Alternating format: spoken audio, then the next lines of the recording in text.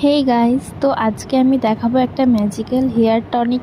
ঠিক আছে, এইটা যদি চুলে অ্যাপ্লাই করো তাহলে এটা ভীষণই তাড়াতাড়ি হেয়ার গ্রোথ করায়।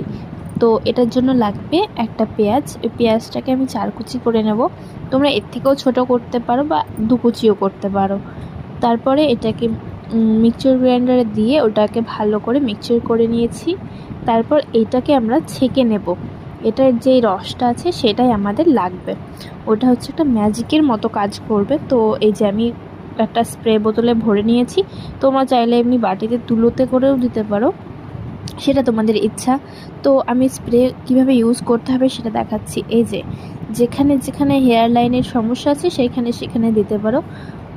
ঠিক আছে, ভালো করে দিয়ে হালকা হাতে একটু ম্যাসাজ করে নিতে হবে। এই যে আমার সব অ্যাপ্লাই করা হয়ে গেছে। এবার আমি এটাকে 30 মিনিট মতো রেখে এটাকে শ্যাম্পু করে ফেলবো। তারপর এর রেজাল্টটা তোমাদের দেখাবো। টাটা।